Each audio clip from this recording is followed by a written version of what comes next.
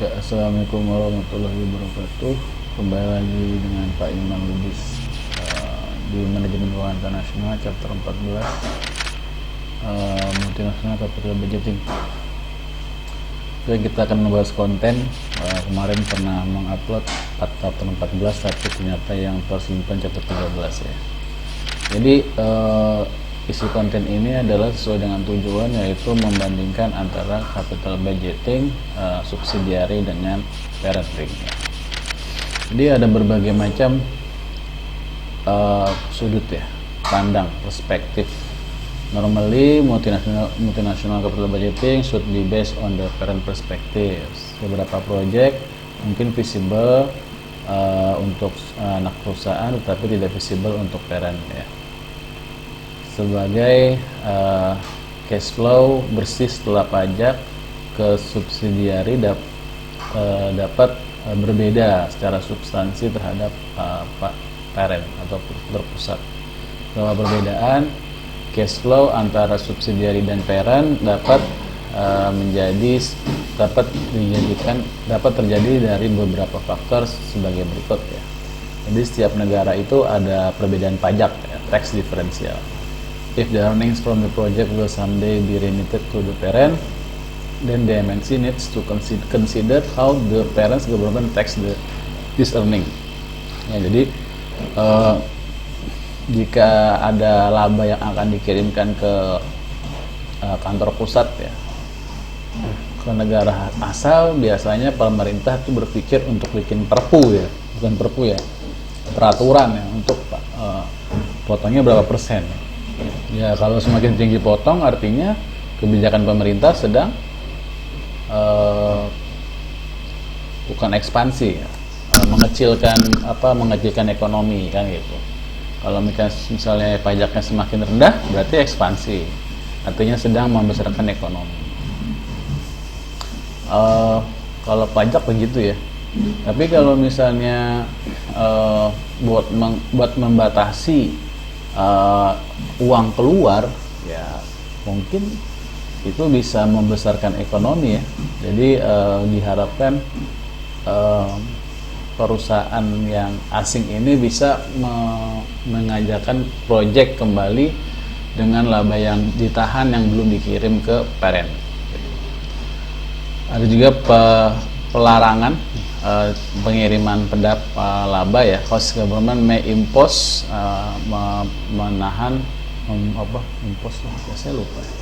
membatasi pengiriman, memaksa pembatasan pengiriman laba dari subsidiary atau anak perusahaan, mempertimbangkan potensial project the country, di mana pemerintah tuan rumah larangan pemerintah tuan rumah membutuhkan yang persentase dari laba subsidiary harus ada di negara tersebut ya. Lanjut, perubahan nilai tukar, karena ada perubahan nilai tukar kemungkinan menjadi melemah ya. Kalau misalnya cash outflow, cash inflow, artinya kalau kitanya menguat maka laba yang didapat jadi mengecil ya. Tapi kalau misalnya yang menguat adalah negara, host government, host country yang kita host government ya, negara yang tempat anak perusahaan kita taruh, maka kemungkinan kita lebih banyak untung ya. Ingat aja pembelajaran kita yang kemarin. Nah, ya. Jadi prosesnya tuh misalnya perusahaan membuat anak perusahaan ya. Harus kas yang dibuat oleh anak perusahaan dipotong oleh corporate tax paid to host government, pajak perusahaan. Setelah dipotong, dia ingin sekali nih mengirim ke kantor pusat, ternyata jadi setelah dipotong akhirnya menjadi laba ditahan ya. Ketika dia ingin mengirim, maka dia akan mengirim dan harus kena potongan pajak lagi dari host government ya. Setelah itu dia mengkonversikan nilai mata uangnya, kemudian bisa ditransfer. Nah, seperti itu. Kira-kira apa yang dipertimbangkan dalam multinational capital budgeting?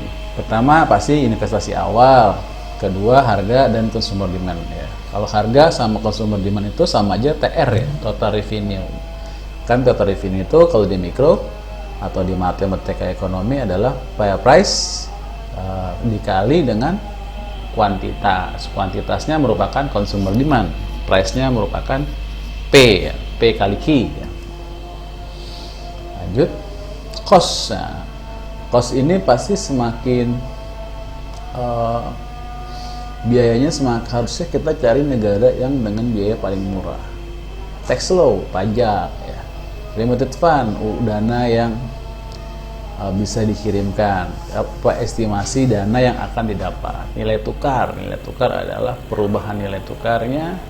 Salvage value adalah nilai akhir di masa yang dari investasi. Kemudian ROR adalah kompensasi yang diminta oleh investor untuk menaruh dana atau disebut cost of capital gitu ya. Nah, jadi gimana nih contohnya nih ya, kita kasih contoh background initial investment, misalnya ada investasi 20 juta dolar Singapura yang memasukkan dana melalui termasuk dana yang mendukung modal kerja. Spot rate yang ditentukan adalah 0,5 dolar per Singapura, US dollar per jumlah US dollar adalah 20 juta dikali 0,5 sama dengan 10 juta dolar ya. Jadi ada 10 juta dolar yang kita akan lakukan investasi. Di sini home-nya tuh dolar Amerika ya. Nah, gimana price demand? Price-nya diasumsikan tahun pertama, kedua sama, tahun ketiga naik ya. Kemudian permintaan Singapura juga sama. Kalau permintaan itu tergantung dari misalnya selera, terus apa sih yang menstimulus permintaan naik, misalnya contoh misalnya kalau baju-baju Korea atau film-film Korea budaya Korea, berarti yang harus ketika film naik maka permintaan terhadap budaya-budaya Korea itu pasti naik gitu. Jadi kita lihat komplementer apa barang-barang yang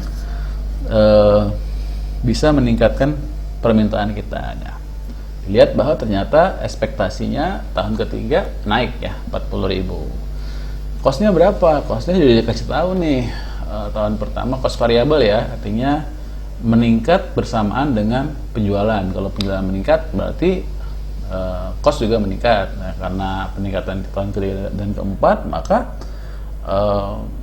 cost variabel juga meningkat. Tax law, pemerintah Singapura akan mengikuti Spartan subsidiary to depreciate the cost, the plant and equipment at a maximum $2 million per year, which is the rate of subsidiary will use. Singapore government will impose 20% tax rate on income. In addition, it will impose 10% withholding tax and on any fund remitted by the subsidiary. Jadi dia akan dipotong 20% untuk cari laba ditahan, ketika dikirimkan dipotong lagi 10%. Limited fund, Spartan subsidiary berencanakan untuk mengirim semua net cash flow kembali ke parent pada akhir tahun. Pemerintah Singapura berjanji tidak akan membatasi, hanya akan memotong 10%. Nah, gitu ya. Terus nilai tukar adalah dianggap bahwa spot dan future sama. Salvage value, Singapore government will pay the parent 12 million to assume ownership the subsidiary at the end of 4 years. Jadi setelah 4 tahun pemerintah Singapura akan take over the company. Assume there is no capital gains tax on the sale of the subsidiary. ROR 15% on this estimasi on this project ya. Analisis ya. Analisis berarti kita kalau bicara soal capital budgeting itu kita bikin laba rugi ya. Nah, estimasi laba rugi di MK1, MK2. Jadi ini hanya mengikuti saja nih yang sudah berlalu. Kita hanya menajamkan kembali apa yang sudah kalian dapatkan di MK1 dan MK2 gitu. Jadi tidak meluas jadi pusing ya. Oke. Jadi kita gampang saja kita bikin laba ruginya. Oke, uang dalam dolar ya ini 10 initial investment oleh di parentnya 10 juta dolar. Kemudian estimasi demandnya 60, 100, kemudian price per unitnya, TR-nya 350, 360, tinggal dikalikan semuanya, tinggal jadi 21 juta, 1 dan 2, dan 36 juta dan 38 di 3 dan 4. Sudah dapat TR, berarti dikurangin dengan variable cost. Variable cost sudah ada tuh 200, 2,5, 260. Nah, totalnya bagaimana? Nah, variable cost itu dikalikan dengan kuantitas atau permintaan. Jadi tinggal dikalikan 200 dikali 60.000 gitu ya. 200 dikali 60.000 sama dengan 12.000 ya. 12 juta ya, mohon maaf. Ini juga sama ya, 12 juta, ini 250 dikali 100.000 sama dengan 25 juta, ini 26. Ini seperti biasa ya. Jadi total variable cost adalah sekian. Ada annual lease expense, kebetulan dia melakukan leasing ya, 1 juta, 1 juta, dan 1 juta. Fixed annual expense yang lain ini juga ada. Non cash depreciation ini adalah penurunan dari penggunaan mesin ya. Hasilnya adalah beban semuanya dijumlahkan antara variable cost, annual leasing expense, other fixed annual, dan non cash depreciation, menghasilkan total biaya 16 juta, 29, 30. Tinggal dikurangkan saja ya, 21 kurang 16 5 juta, 21 kurang 16 5 juta, 36 kurang 29 7 juta ya. 38 dikurang 38 juta. Ya semudah itu ya. Semudah itu. Sebagaimana house government tax 20% dari 5 juta 1 juta, hasilnya adalah 4 juta. Kemudian begitu juga ya, sama 5 kurang 1 4, 7 juta dikali 20%, 20% kali 7 juta 1.400.000 ya. Jadi 7 juta kurang 1,4 5,6. Begitu juga 8 juta dikali 0,2 1,6. Jadi hasilnya 6,4. Dikurangkan ya. Dikurangkan. Ini net cash flow subsidiary ya. After tax-nya adalah 4 juta, 4 juta, 4 juta, 4 juta.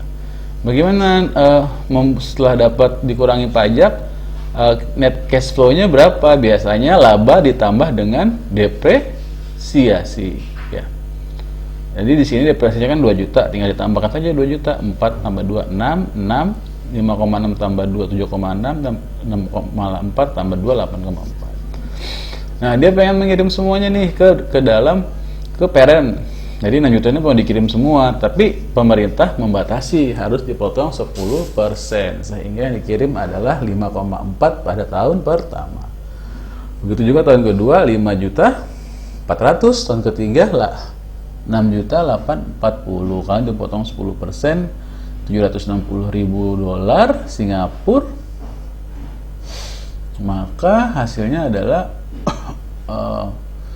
6840. Begitu juga sama 8.400 dikurangi 10% dari 8.400.840.000, hasilnya 7.560. Ada service value, yaitu adalah pemerintah yang akan membayar perusahaan tersebut mau di take over ya. Biasa ya. Take over itu biasa. Ya, karena kan sumber daya alam dimiliki oleh sebuah negara kalau dia komunis ya. Tapi kalau kita kan tidak, kita Pancasilais, beda. Kemudian nilai tukar tidak berubah ya, tidak berubah, maka tinggal dikalikan saja ya. Cash flow, nah yang 5.400.000 ini dikalikan dengan 0,5, hasilnya 2,7 ya. Pasti setengahnya ya, namanya juga setengah. 5,4 dikali setengah 2,7, 6840 dikali setengah 3420 ya. 7620 ditambah dengan 7560 ditambah 12 juta dikali 0,5 sama dengan 9780. Jadi di present value kan 15%, berarti tinggal dibagi saja 2,7 dibagi 1 tambah 15 pangkat 1. Ini juga sama nih. 2,7 dibagi 1,15 pangkat 2. Ini 3420 dibagi 1,15 pangkat 3. 9780 dibagi 1,15 pangkat 4 ya. Tinggal dikurangkan 10.000 Karena ini kan sudah dikonversikan kan. Ini di atas ini kan itu masih Singapura dolar. Setelah itu kita konversikan ke dalam dolar. Hasilnya adalah sekian. Dan tinggal dikurangkan saja, 10 juta dikurang 2 juta, hasilnya minus. Dikurang lagi 2 juta. Minus 2 juta ditambah 2, hasilnya minus 5. Minus 5 ditambah 2, hasilnya minus 3. Minus 3 tambah 5, hasilnya plus 2. Gitu ya. Nah, gimana? Apalagi sih yang dipertimbangkan? Sudah ada tadi penjelasannya. The example of Spartan incorporation ignore the variety factor they make affect the capital budgeting, such as exchange rate, inflation, financing arrangement, block fund, uncertain salvage value, impact of project prevailing cash flow, host government, and real option. Each of these factor will be discussed in turn. Mengingat misalnya Spartan Inc. ya, kita pakai skenario, misalnya nilai tukarnya berubah. Nah ini, bagaimana kalau nilai tukarnya berubah? Apa yang terjadi? Ya, apakah menguat atau melemah? Nah gitu ya. Dia pakai teori sebagai berikut. Nah, ini biasa 54, 4 juta. Berbedanya adalah ketika menggunakan forward rate misalnya. Forward rate 0,48, tetapi expected future 0,5. Maka kita bisa lihat yang hedge dan unhedged ya. Nah, ini sebentar. Ini kita bicara soal fluktuasi dulu ya. Jadi nilai tukar yang fluktuasi. Jadi misalnya kita nggak tahu nih tahun pertama, tahun kedua, tahun ketiga, dan keempat fluktuasinya ya. Jadi sehingga nih kita sepertinya ketidakpastiannya lebih besar karena kita nggak tahu apa yang terjadi. Kalau kita nggak menghitung, kita nggak tahu apa yang terjadi. Nah, cash flow of parent. Jadi ada perubahan yang tidak pasti sehingga terlihat kalau misalnya di sini dilihat bahwa dolarnya, Singapura dolarnya itu semakin kecil membayar ya. Kecil membayar. Jadi harusnya dikali 0,5, sekarang untuk dapetin dolar malahan dikali 0,45, 0,40, 0,37. Artinya terjadi pelemahan di Singapura dolar ya. Kalau terjadi depresiasi maka terjadi apresiasi di US. Nah, ketika terjadi apresiasi maka uang yang dikirimkan akan lebih kecil ya, karena kan dia menguat ya, menguat. Dia harusnya $1 itu ya satu Singapura dolar 0,5, sekarang 1 Singapura dolar 0,5. Nah, 0,47 ya, artinya untuk mendapatkan dolar untuk mendapatkan Singapura dolar membutuhkan uang yang lebih sedikit dengan dolar. Artinya semakin melemah Singapura dolar dan semakin menguat US. Nah, ini buruk nih ketika menguat. Nah, ya. Terus bagaimana kalau kita pakai hedge and unhedged? Nah, ini adalah skenario ketika kita membandingkan mana yang lebih untung, unhedged atau hedge. Nah, ya.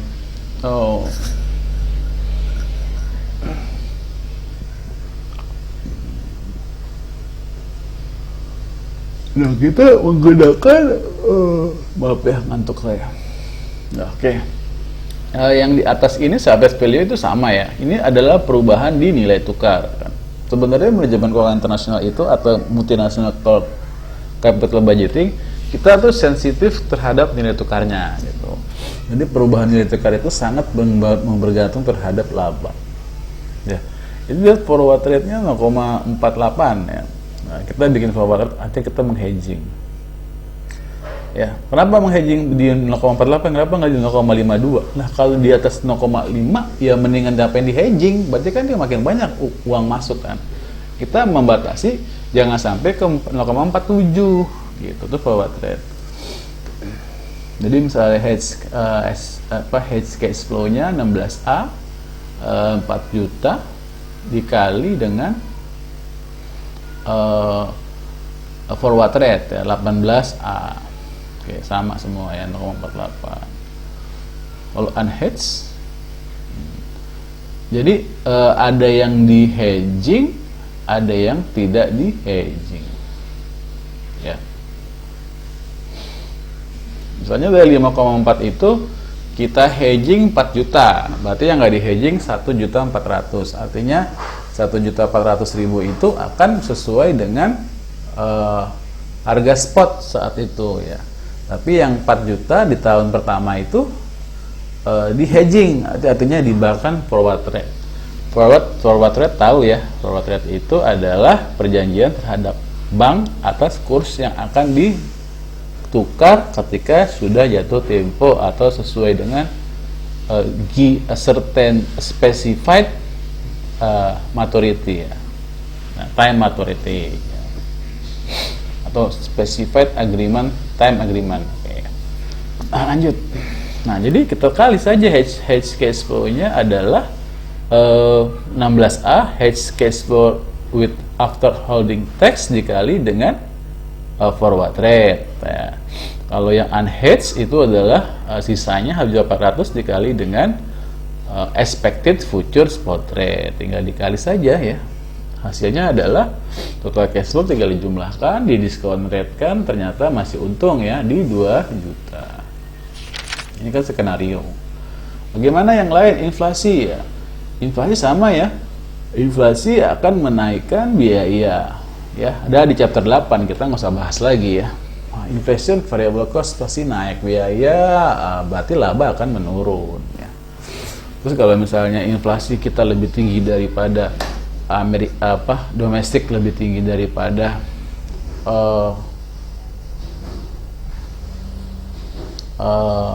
asing gitu, maka kecenderungan forwardnya akan premium ya.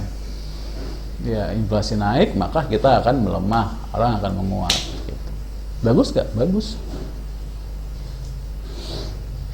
Tapi kalau di sini gimana ya bacaannya? Ketika budgeting, implicitly consider inflation because the variable cost per unit and product price generally have been rising over time. In some countries, yearly inflation can be volatile and this can strongly influence project net cash flow. Oke, dia bicara soal pendapatan laba ya. Although fluctuation in inflation should affect both cost and revenue in the same direction, the magnitude they change may be very different. This is especially true when project involve importing partially manufactured component and selling the finished product lokal. The local economy inflation will most likely have a stronger effect on revenue than on cost in such case. The effect inflation and service inflation may be partially offsetting from the parent viewpoint. The standard highly interdependency tend to weaken over time. Ya. SDM nilai tukar terhadap mata uang inflasi akan melemah, sehingga subsidiari pendapatannya akan naik dari inflasi dan local currency akan melemah. Ya, namanya akan will be deflated when converted into parent home currency.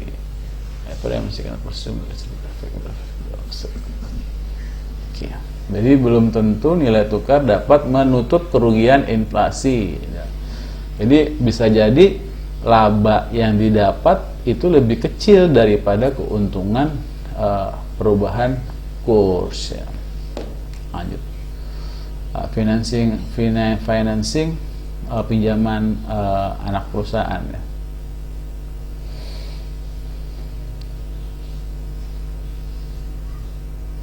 Oke, kita lihat. Jika Spartan Parent finance the project, misalnya bagaimana jika dia membiayai proyek tersebut, subsidiary does not need to lease office, maka tidak perlu meleasing ya, tinggal tapi ada misalnya total variable tidak perlu leasing, artinya 15 juta, 15 lebih besar, before tax-nya 6 juta.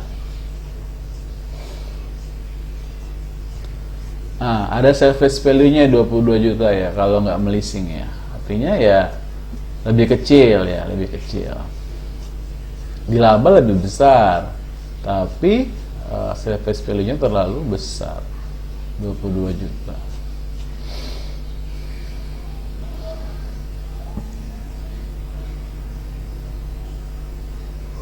Nah, kalau gimana kalau block fund ya?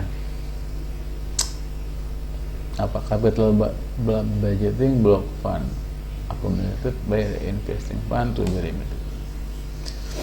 Ya, jadi ada juga perencanaan bahwa negara tersebut tidak akan membolehkan kalian itu mentransfer pada tahun konsekutif, misalnya tahun-tahun berurutan. Mereka akan minta laba ditahan dulu dan boleh ditransfer setelah tahun keempat atau ketika take over diambil. Tentu akumulasi ini akan dinaikkan ya. Contoh ini 6 juta berarti ini naik 1, 2. Dilakukan future value ya. 1,15 pangkat 2. Bagaimana kita nggak jelas nih salvage value-nya, kita bisa cari ya. Salvage value kita bisa cari ya. Rumusnya ini NPV sama dengan CF 1KT tambah CF salvage value 1 plus K pangkat N. Ya, tinggal dicari saja ya, semudah itu. Lanjut, impact of project on profiling. Oke.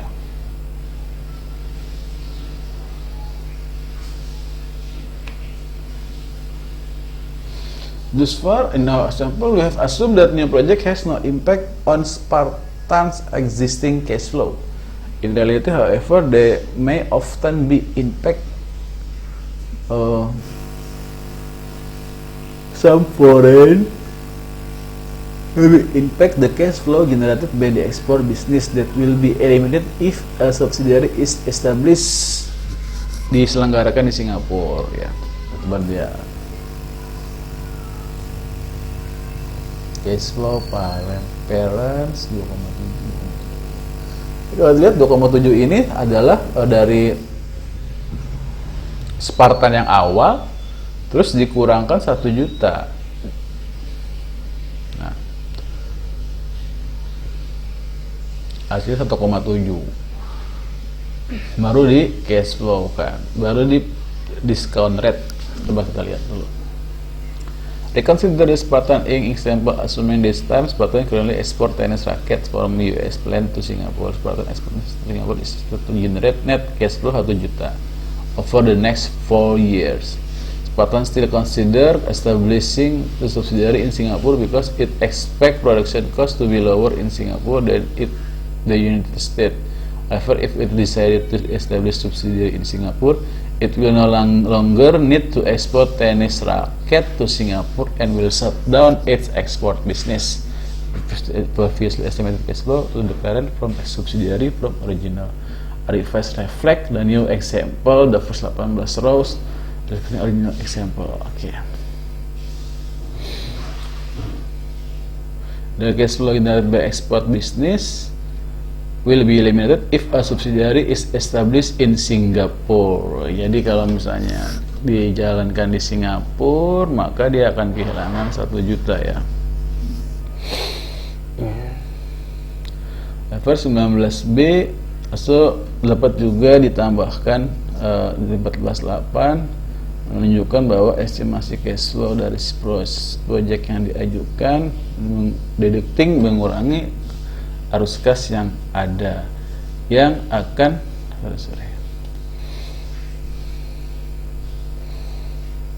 not only remitting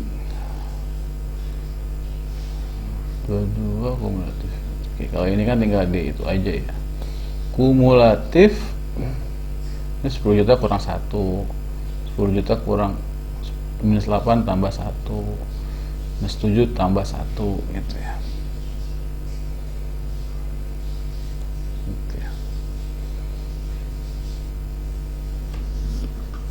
Kita lihat 19A itu dari mana ya? 19A has been exhibit untuk memasukkan cash flow yang dibuat dari ekspor bisnis yang akan dihilangkan jika subsidiari itu diadakan di Singapura. Jadi itu pemilihan jika kita melakukan ekspor atau membangun anak perusahaan. Ini house government incentive ya, biasa ya. Biasanya kalau dia pengen membuat pemerintah mau kita betah nih perusahaan, maka dia akan memberikan insentif. Tentu kita akan betah gitu. nggak usah tanya kenapa pemerintah bikin insentif gitu. Ya itu bukan pembahasan kita. Yang pasti dia udah akan meningkatkan ekonomi. Ingat, manajemen itu adalah subsidiari dari subtopik dari ekonomi gitu. Jadi kalau misalnya kenapa sih begini, ya pasti buat ekonomi gitu. Kenapa sih begitu, pasti buat ekonomi gitu ya. Pasti untuk meningkatkan ekonomi. Jadi jangan tanya lagi kenapa sih pemerintah kasih insentif, kenapa sih merestricted. Baca sejarah ya. Ya karena perusahaan itu kan beroperasi di wilayah negara ya, negara. Nah, negara itu kan punya kekuasaan. Tentu kalau nggak ada kekuasaan kita nggak bisa buka pabrik, buka apa. Ya kita mesti nurut gitu. Ya misalnya dianya mau bagaimana ya terserah dia kan, sesuai dengan undang-undang yang ada, peraturannya gitu. Apakah dia terbuka, tertutup, ataukah dia apa gitu ya. Jadi tergantung dari negaranya masuk kemana. Apakah negara maju, apakah negara berkembang, apakah di negara berkembang itu lebih susah berinvestasi atau enggak lebih susah lagi berinvestasi di negara maju. Nah itu kebijakan polisi government masing-masing negara ya. Bagaimana mengadaptasikan penilaian risiko ya. Kita menggunakan menggunakan discount rate, sensitivity analysis, dan simulation. Ya. Lihat dari adjusted discount rate, maka semakin besar ketidakpastian dari project cash flow-nya, maka semakin besar juga discount rate yang akan ditaruh di cash flow. Jika semakin besar berarti semakin kecil arus kas gitu. Kalau semakin kecil berarti ya kemungkinan nggak bakal bisa dijalankan gitu ya. Nah, sensitivity analysis. Sekali ketika MNC mengestimasi NPV untuk proyek yang diajukan, itu harus mempertimbangkan beberapa variabel input sebagai berikut. Ya, variabel input adalah demand, price. Nah, ini input ya, demand, price. Variabel cost. Jadi kita harus timbangkan nilai tukar. Jadi ada yang dipertimbangkan, yaitu pertama adalah demand, price, kemudian variable cost, the last, terus annual expense, other expense, depreciation, tax, pajak, fund remitted, withholding tax rate, discount rate, dan initial investment. Jadi ini adalah yang dipertimbangkan ketika kita mengestimasikan NPV ya. Oke. Jadi harus ada demand-nya dulu. Jadi kalau kita mau buka pabrik, kita harus lihat demand. Demand-nya ada nggak? Itu paling logis gitu. Nggak bisa kita buka terus berkhayal kita bakal capai target, padahal kita nggak tahu apa-apa. Kita nggak mendalami pasar di sana, itu nggak bisa. Terus tentu variable cost, biaya variable cost itu tahu ya, bahan baku, tenaga kerja langsung, dan overhead. Kira-kira murahan mana? Kemudian pasti leasing itu merupakan pendanaan ya. Terus fixed annual expense, beban, terus depresiasi, pajak pasti masuk input. Proportion fund limited yang akan dikurangkan adalah ketika akan ditransfer ya, discount rate dan initial investment. Pasti berapa besar sih modal awalnya gitu ya. Simulasi dapat digunakan untuk berbagai tugas, memasukkan generasi dari probability distribution untuk NPV berdasarkan jarak yang mungkin value nilai dari satu atau lebih input variabel. Ya, simulasi itu artinya dirubah-rubah ya. Artinya kalau demandnya segini, labanya berapa. Jadi tetap kita pakai Excel, jadi lebih gampang. Oke, baik, demikian. Jika ada pertanyaan, silakan tanya di forum diskusi atau di grup ya. Terima kasih. Assalamualaikum.